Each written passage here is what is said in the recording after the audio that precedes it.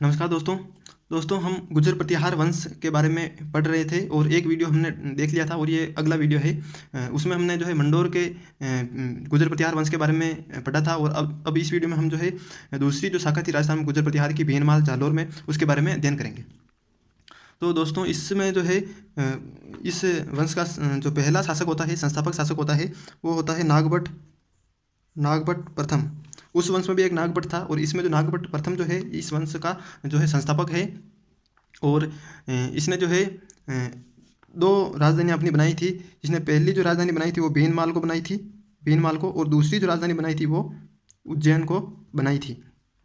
और इसने जो है चौहान जो थे, आबू और जालोर जो थे, आबू प्लस जालोर, माउंट आबू जो है सिरोही में और जालोर, इन दोनों को जो है इसने जो है जीता था। और चौहान जो थे, चौहान वंश के जो शासक थे वो नागभट्ट के जो है सामंत थे। और उसके बाद जो है अगला जो शासक आता है इस वंश में नागभट्ट के बाद, वो आता है ककुस्थ नाम का शासक आता है। और इसके समय जो है मंडोर में विजय स्तंभ का निर्माण जो है करवाया गया था ककुस्थ ने। और इसे जो है राजस्थान का दूसरा विजय स्तंभ कहते हैं, याद रखने की बात है, इसे राजस्थान का दूसरा विजय स्तंभ कहते हैं, जो कि ककुस्थ ने बनवाया था मंडोर में। और राजस्थान का पहला विजय स्तंभ जो है वो भरतपुर में है, भरतपुर के अंदर जो बयाना में है, समुद्रगुप्त के समय का। और उसके बाद जो है अगला एक शासक आता है इसमें ककुस्थ के बाद, वत्सराज जो है, इसके समय जो एक प्रश्न हर बार बनता है वो होता है त्रिकोणीय संघर्ष जो था, ये वत्सराज के समय शुरू होता है, जिसमें जो गुर्जर प्रतिहार से वत्सराज होता है। और इसके अलावा जो है बंगाल में जो पाल वंश था, बंगाल के पाल वंश जो था, वहाँ के शासक थे धर्मपाल। और इसके अलावा राष्ट्रकूट वंश जो था दक्षिण में, राष्ट्रकूट वंश, वहाँ के जो ध्रुव थे, यानी धर्मपाल, वत्सराज और ध्रुव के मध्य जो है त्रिकोणीय संघर्ष शुरू हो गया था इस समय, यानी 783 ईस्वी की बात है ये। और इसके बाद जो है अपन वत्सराज जो है, इनकी उपाधि एक पूछी जाती है, वो है जयवराह है, इन्होंने उपाधि ली थी। और वत्सराज के जो दरबारी कवि भी थे, जिनमें एक तो थे उद्योतन सूरी, जिन्होंने जो है कुवलय माला ग्रंथ की जो है रचना की थी। और इसके अलावा जो है एक इनके जो दरबारी कवि थे वो जीनसेन सूरी थे, जिन्होंने हरिवंश पुराण लिखा था। ये वत्सराज का जो है दरबारी कवि थे। और पृथ्वीराज विजय जो एक ग्रंथ है, पृथ्वीराज विजय ग्रंथ है, जयानक ने लिखा था। इसके अनुसार जो है, पृथ्वीराज विजय ग्रंथ के अनुसार वत्सराज जो है, इसका जो सामंत था दुर्लभ राज चौहान इसका सामंत था। उसके बाद अगला शासक इसमें आता है एक नागभट्ट द्वितीय या नागभट्ट सेकंड जो है अगला शासक आता है। और इसने जो है कन्नौज को राजधानी नागभट्ट द्वितीय ने बनाया था। इसके अलावा नागभट्ट द्वितीय ने जो है उपाधियाँ ली थी कुछ, जो कि परीक्षा की दृष्टि से महत्वपूर्ण हैं। उनमें जो है परम भट्टारक, और उसके अलावा महाराजा धीराज उपाधि, और इसके अलावा कर्ण, ये तीनों जो उपाधियाँ हैं वो भी नागभट्ट द्वितीय ने ली थी। और भुवक चौहान जो है, यह जो है नागभट्ट द्वितीय का सामंत था।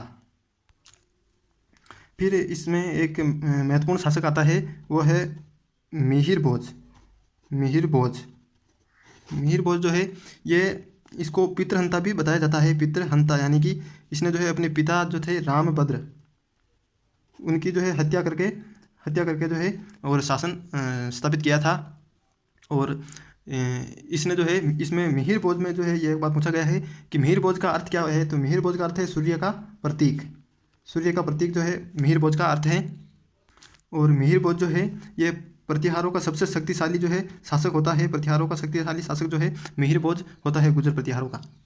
और इसने उपाधियाँ ली थी, उसमें जो है एक तो है प्रभास पाटन उपाधि ली थी, उसके अलावा जो है आदिवराह उपाधि, ये दोनों उपाधियाँ मिहिर भोज के द्वारा ली गई थी। और इसके समय जो एक अरबी जो यात्री आया था सुलेमान भी जो है वो इसके समय आया था। और मिहिर भोज के बाद महेंद्रपाल शासक बनते हैं। और इन्होंने जो है उपाधि ली थी रघुकुल चूड़ामणि उपाधि ली थी। और इनका जो दरबारी कवि था वो था राजशेखर दरबारी कवि था वो महेंद्रपाल का, जिसने कर्पूर मंजरी नामक एक ग्रंथ की रचना की थी, कर्पूर मंजरी। और इस कर्पूर मंजरी की रचना जो है राजशेखर ने अपनी पत्नी के कहने पर जो है इस ग्रंथ की रचना की थी। उसके बाद एक शासक आता है महिपाल प्रथम जो है एक शासक आता है। इसके समय जो है एक अरब यात्री जो है अल मसूदी, जिसने मानसून की सर्वप्रथम व्याख्या की थी, अल मसूदी, वो आता है भारत। इसके समय 915 से 18 के मध्य, महिपाल प्रथम के समय। और इसने जो है महिपाल ने जो है पंप भारत सभा की स्थापना भी जो है महिपाल प्रथम के समय हुई थी। और इसके बाद जो है बीच में कुछ शासक आते हैं, लेकिन वो परीक्षा की दृष्टि से महत्वपूर्ण नहीं है। और फिर इसमें जो है एक अंतिम शासक जो आता है, अंतिम शासक वो होता है यशपाल, जो कि इस वंश का अंतिम शासक होता है। और ये 1036 ईस्वी की बात है।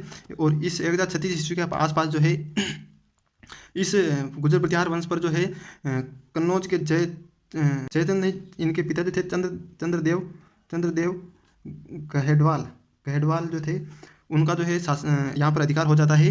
और वो इस पर यहाँ पर जो है 1093 में अधिकार करते हैं। यहाँ पे अंतिम जो है यशपाल होते हैं गुजर प्रतिहार के, ये बीनमाल जालोर शाखा के अंतिम शासक थे। तो इस प्रकार जो है गुजर प्रतिहार वंश जो है हमारा इस वीडियो में पूरा हो चुका है। जो कि महत्वपूर्ण चीज़ें हैं राजस्थान के एग्जाम की दृष्टि से वो इसमें आ गई हैं। अब इसमें जो है मैं आपको जो 5 या 6 महत्वपूर्ण प्रश्न जो पुराने पेपर में आए हुए वो साथ में बताता हूँ। उसके बाद अपने जो है ये वीडियो पूरा हो जाएगा और उसके बाद हम जो है अगला राजवंश शुरू करेंगे। तो दोस्तों ये जो है 2-3 प्रश्न है महत्वपूर्ण और जो परीक्षा में आए हुए हैं। तो इसमें जो है प्रश्न है कि मेड़ता को राजधानी किसने बनाया था। तो वो आपको मैंने पहले बता दिया था, नागभट्ट प्रथम ने जो है मेड़ता को राजधानी बनाया था। और ये नागभट्ट प्रथम जो था ये मंडोर शाखा का नागभट्ट था। उसके बाद गुजरों की सेना का वर्णन जो है किसने किया था।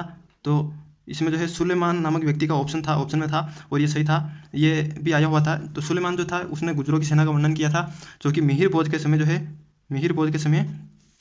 आया था यहाँ पे राजस्थान में। और उसके बाद जैन मंदिर की स्थापना का उल्लेख जो है कहाँ मिलता है। तो ये जो है गुजर प्रतिहार, यानी इसमें जो ये प्रश्न ऐसा आया था कि जैन मंदिर की स्थापना का उल्लेख जो है किस शैली या किस वंश से संबंधित है। तो गुजर प्रतिहार से जो है इस मंदिर की स्थापना का संबंध बताया जाता है। उसके अलावा फिर एक आया था कि अबानेरी और राजौरगढ़ कला, यहाँ के जो मंदिर जो बने हैं स्थापत्य, वो किससे संबंधित है। तो वो भी जो है गुजर प्रतिहार से संबंधित है। उसके अलावा प्रतिहारों से संबंधित जो है कुछ अभिलेख हैं, इनको आप रट लीजिएगा। यह है नीलगुंड अभिलेख, यानी ऑप्शन में आ जाएगी कौन से अभिलेख जो है गुजर प्रतिहार से संबंधित है। तो एक तो है नीलगुंड अभिलेख, एक देवली अभिलेख, एक राधनपुर अभिलेख और एक कराड़ अभिलेख। तो आपके गुजर प्रतिहार की क्लास समाप्त हुई। आशा आपको अच्छी लगी होगी। बने रहिए मेरे साथ, मेवाड़ पाठशाला के साथ। जय हिंद, जय भारत।